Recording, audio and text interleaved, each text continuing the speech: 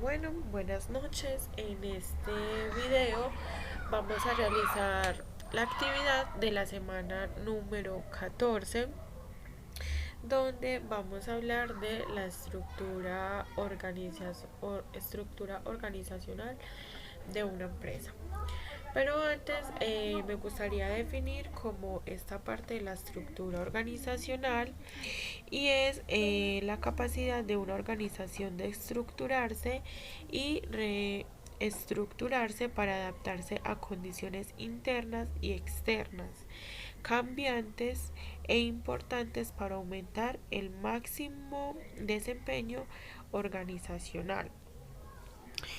Eh, eh, Es el proceso mediante el cual la organización trata de coordinar su labor, y sus grupos también se refieren a las relaciones relativas entre las divisiones del trabajo. Como por ejemplo haciéndonos un tipo de cuestionamiento como quién tiene autoridad sobre quién, cómo y por qué de una organización dividir el trabajo individualmente y agrupando personas, cómo deben de coordinar las organizaciones su trabajo para aumentar el máximo de los beneficios, qué buscan las personas para indicar que los problemas son de índice estructural en lugar de algunos otros tipos de problemas, como por ejemplo. Entonces, a raíz de esta estructura organizacional, vemos que se deben de explorar dos aspectos que son muy importantes, como la estructura de gobernabilidad. La estructura de gobernabilidad es un sentido que usa para referirse a las cuestiones y problemas que se presentan al alinear los intereses de los que manejan una organización con los que son responsables de sus resultados. En la organización gubernamental podemos decir que el pueblo del país es el último interesado en la estructura de gobierno. La gobernabilidad se ejerce a través del gobierno y por medio de un ministerio responsable de la entidad específica. En organizaciones no gubernamentales, la estructura gubernamentabilidad proporciona una función de vigilancia y es responsable de actuar en nombre de todos los miembros.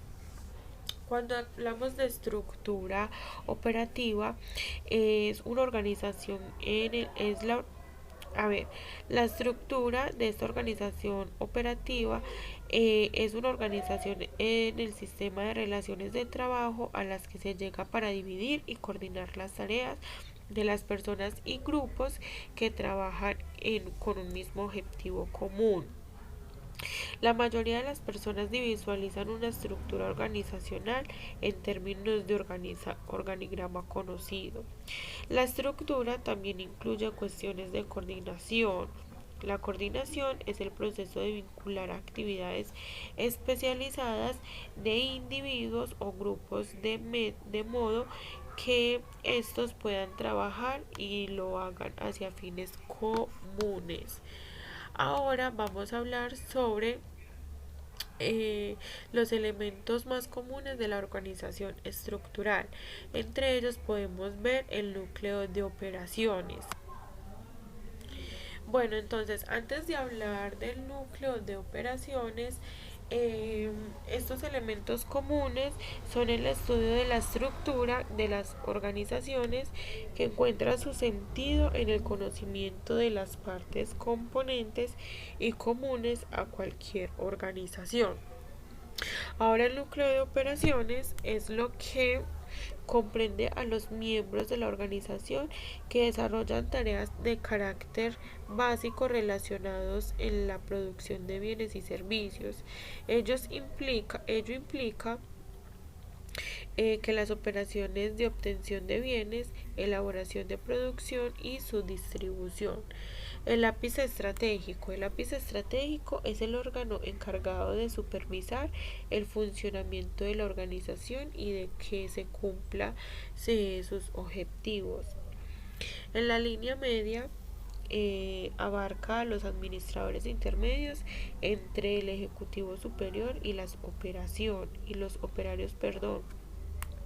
Su misión principal consiste en el alcance del lápiz estratégico con el número de operaciones que forma la comunicación vertical.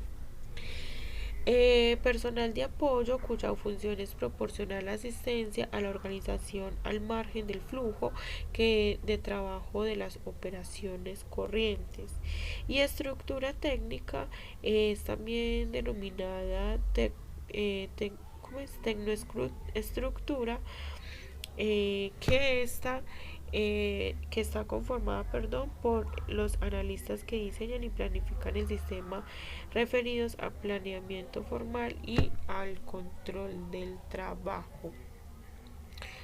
Ahora vamos a hablar de cómo fue el verdadero descubrimiento de la parte del cliente. Bueno, y como iba diciendo, el verdadero descubrimiento del cliente es en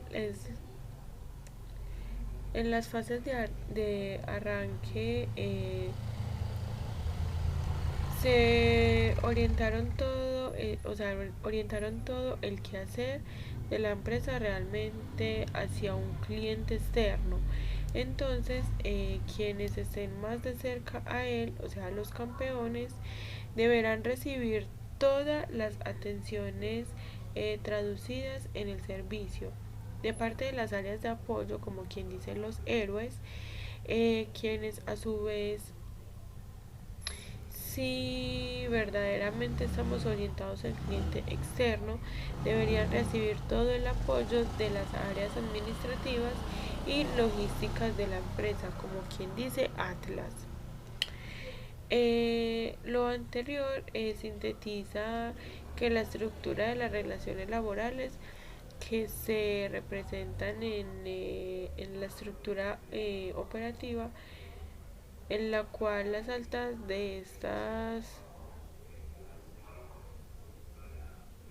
estos concentra hacia los héroes y estos hacia Atlas, los campeones. La estructura madre entonces no planifica a nivel macro la organización operativa en el que se dan las relaciones necesarias para estructurar el cliente.